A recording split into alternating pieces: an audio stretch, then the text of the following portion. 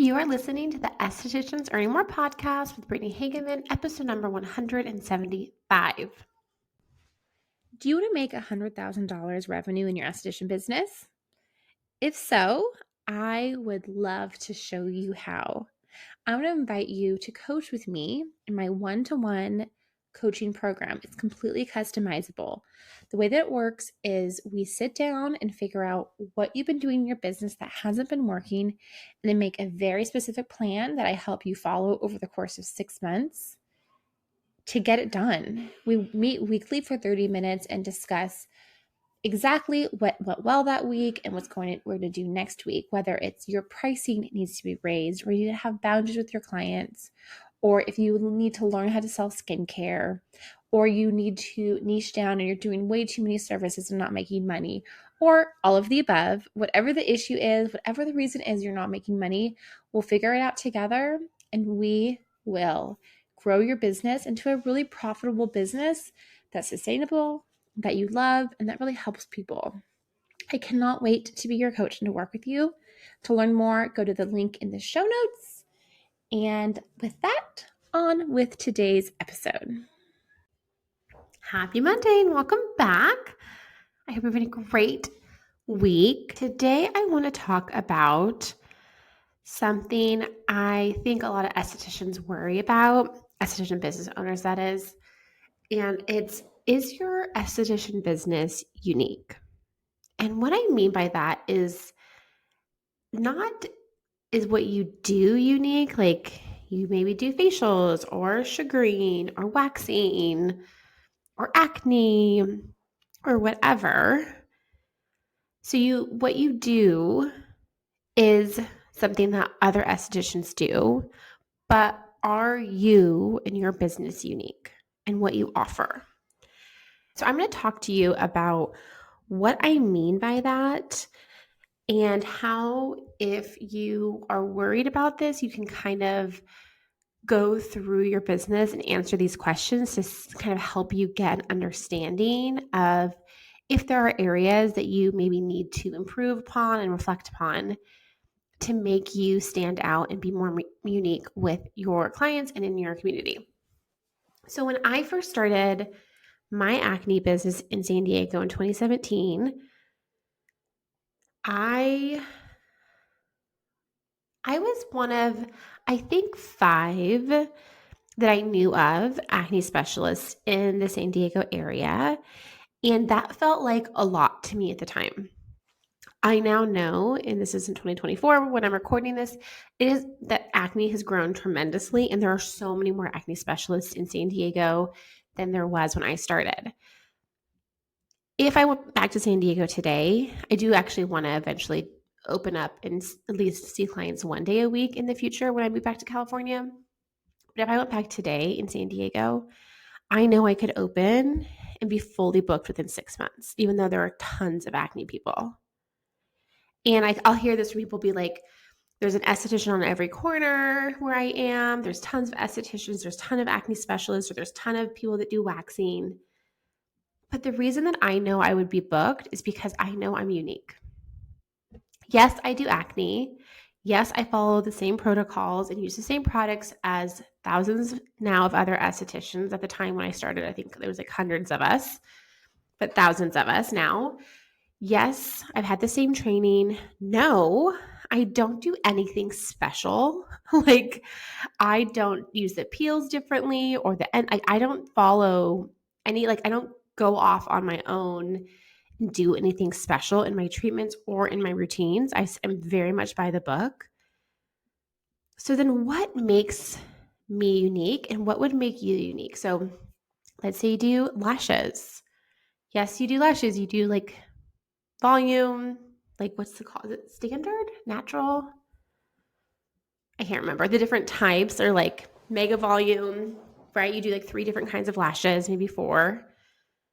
Yes, you can go to a lot of different places that offer those same lashes, the same glue, same price.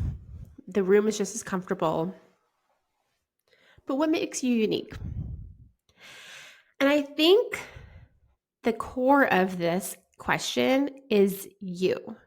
Now, if you're trying to grow a brand where you're going to have a lot of estheticians work under you, this is important to think about, but also think about what you want as like a global chain, like a big picture for you. But I want you to think about, what is it about you as a person that makes you unique? What is it about your techniques that make you unique? And what about your results that make you unique? And the best part about this is the more you lean into who you are and what you do and own that, the easier it's going to be to set yourself apart from your competitors. I want to talk about this from a hair removal standpoint, since I did a little bit of hair removal, but I'm not considering myself like an expert in hair removal. But I'm going to talk about my experience getting hair removal and how different things can make you unique. Okay, so I'm going to demonstrate this by talking about my experience getting hair removal in San Diego over the time that I lived there, and the different people I went to, and what was unique about the different experiences, and why I would stick with someone and why I would not stick with someone. And I hope by kind of going through these different examples, you can kind of figure out like, oh, that's an area that I need to work on, or oh, that's exactly like how I am. I do that. Great. That means it's working. I'm hoping that like my different stories can kind of help you with that. So the first like hair removal person I remember going to was someone who worked at European Wax Center. I went to get waxed, and I chose that European Wax Center because it was in the same shopping center as Target that I worked at. So I could go before I started work, and it was very convenient. That was why I chose it. Now, the reason I kept booking with the esthetician who did my wax was because I really liked her. And she always remembered me. And I remember feeling like that was really wild because I knew it was a chain, like it wasn't her business. And she was just very like, I felt like she was always really happy to see me and really genuine in her interactions with me. And I probably saw her for 2 years. She eventually left there and went somewhere else that was really far from me, so I didn't follow her. But it was like, I felt like I looked forward to seeing her and talking to her because we had built a relationship. So then I started trying to get wax at another European wax center near my house. And I went to see someone, and the first time, super friendly, super sweet. And the second time I went to see her, I felt like we had the exact same conversation that we did the first time. And I realized she had, even though like I had seen her before and it was obviously on the paperwork that I'd come before, she had no idea who I was. Like she would have not been able to pick me out of a lineup of people.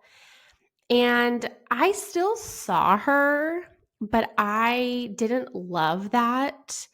And I would have easily been swayed to go anywhere else, right? Like I had no loyalty to her. Then I moved to another part of San Diego, and I kind of took some time off from hair removal, mostly because like I wasn't loyal to anybody because I didn't feel connected to anybody. And then I became an esthetician, and one of my esthetician clients recommended her girl who does sugaring. I'd never done sugaring before. So I went to her. And I loved her. And again, similar experience to the first person I was talking about. I felt like she and I actually had a friendship, a real relationship. We talked, we connected. Of course, the space was clean. It was nice. The sugaring, I definitely felt like hurt more than the waxing, but it was worth it because I liked seeing her so much and I felt so comfortable.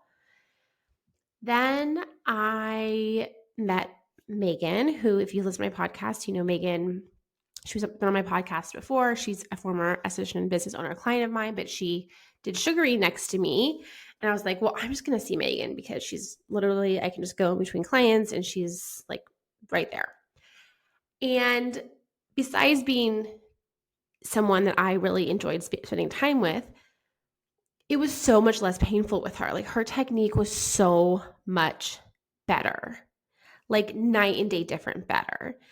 So even though I really liked the other girl, the technique wasn't as good. The technique wasn't as good. And so I saw Megan until Megan moved. And if you listen to the podcast with Megan Wade, you can talk about how she moved. And then she moved to Indiana where she is now. And so I went back to the other girl because I did still really care about her. And I instantly was like, oh my gosh, this hurts so much more. So, and then I basically saw her until I moved. Yeah. Back to the Bay Area because I was living in Southern California. I moved back to Northern California. So what I hope that there's a couple things that you take away from this, that makes you unique and that makes you you. One, genuine connections with your clients. If that means you have to take notes on clients, take notes on clients. I used to do that all the time. All the time.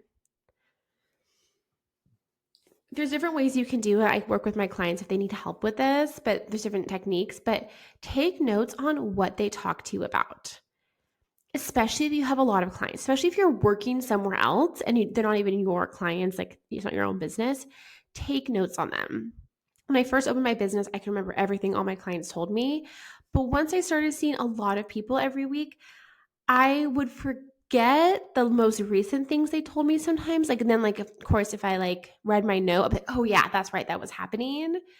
But taking that extra time to make that note and then read that note before they come in meant like literally we're picking up the conversation where we left off.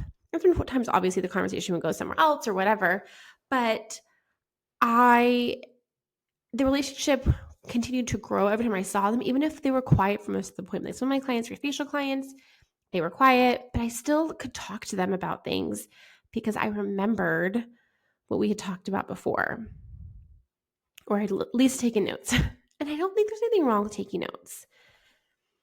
What I actually think it is it's like a commitment to like connection. And I think that's okay. Like therapists take notes. I'm not saying that we're therapists, but like it's okay to take notes. The other part of this is your technique. And the only way you know if your technique is good is by practicing or giving a lot of services to multiple people and asking for real feedback.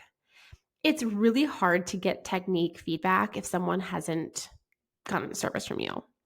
I think with lashes and like eyebrow tints and maybe like obviously certain like long-term effects of skin you can like see if it's a good technique or not, but like the way someone's like the pressure that you have and like your like bedside manner. I know we're not doctors, but you know what I mean? Like all of those little things are things that you need to get feedback from people who've gotten the service from you.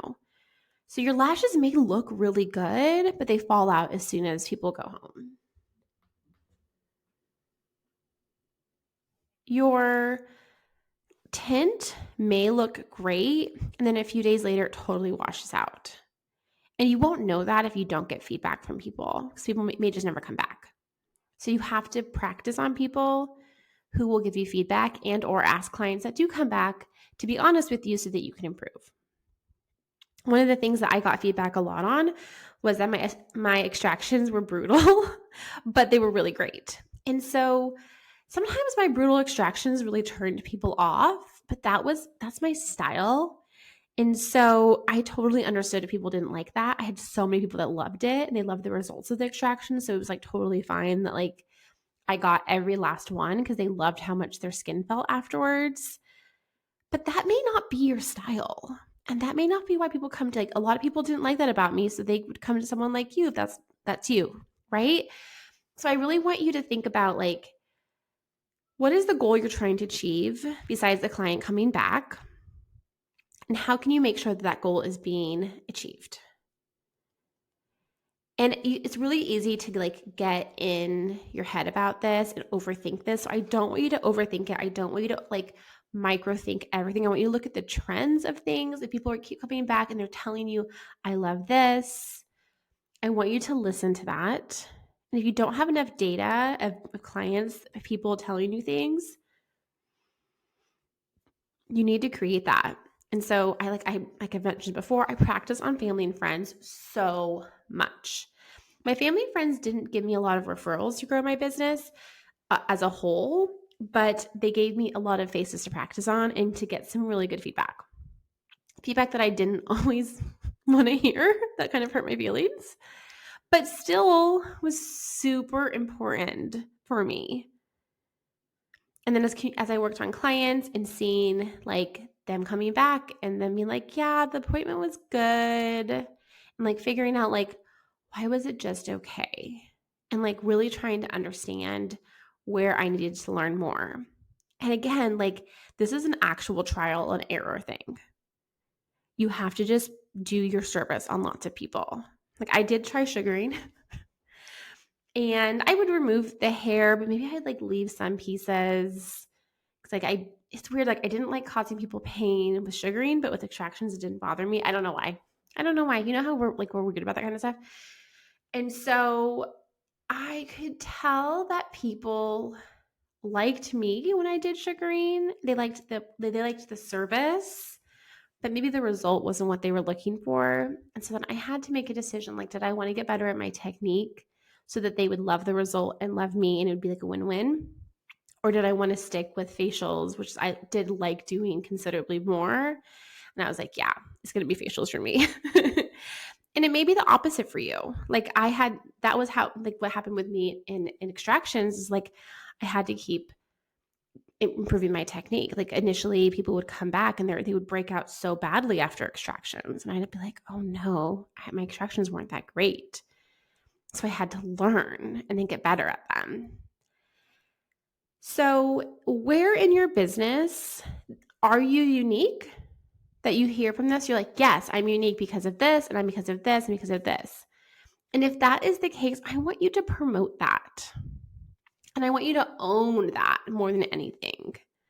I want you to really feel that because, especially if you're ever making big changes in your business, if you're trying to sell more skincare, if you're trying to niche down like a lot of my clients do, if you're trying to market like a lot of my clients do, it's really hard to own that you're good at what you do and that you're unique in what you do and that your technique's fantastic and people love you. It's really hard to own that.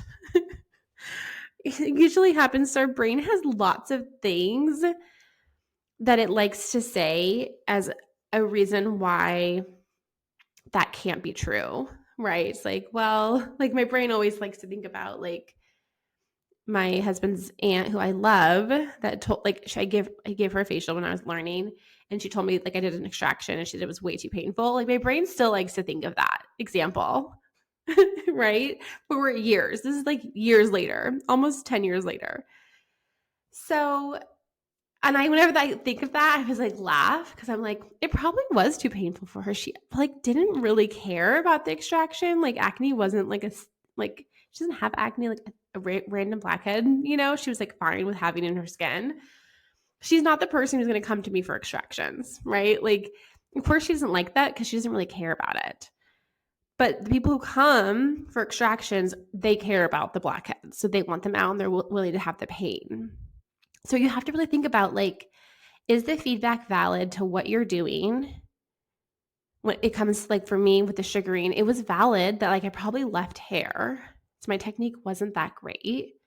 So are you going to then improve that technique, continue practicing that technique, practice speed, practice accuracy, all the things that's important with hair removal? Or are you going to like realize that is not for you and do something different? But in order to make these decisions, you can't get in your head. You can't overthink it. You can't overpersonalize it because then you will totally like shut down and become numb and unable to take action.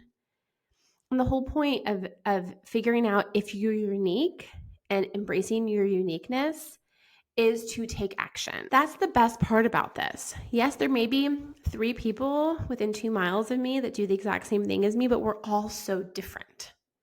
Well, we offer so different, even though it's the same. even if we are all good at our technique, we're all good at with people, there are some people that may just not like my personality and may like your personality more. Totally valid, totally true. And so then they'll click with me if they are my type of person, and they'll click with you if they're your type of person, right? So I really want to encourage you to like allow that to be true and not make it feel like, oh, well, this person who's within 2 miles of me is so unique. I can't be unique too. Because that's totally not true. Unless you're in a very, very, very small community, like 500 people within like miles and miles and miles of where you are, I just don't think that's a true thing. Most people, most estheticians I talk to, yes, there's lots of estheticians around them, but they're also like, there's lots of people too. So there's more than enough to go around. Okay, let me know what you think about this episode. I hope this doesn't make you get in your head. I hope this actually helps you kind of get out of your head a little bit. Have a fantastic week. I'll be back next week. Same time, same place. Have a good week. Bye for now.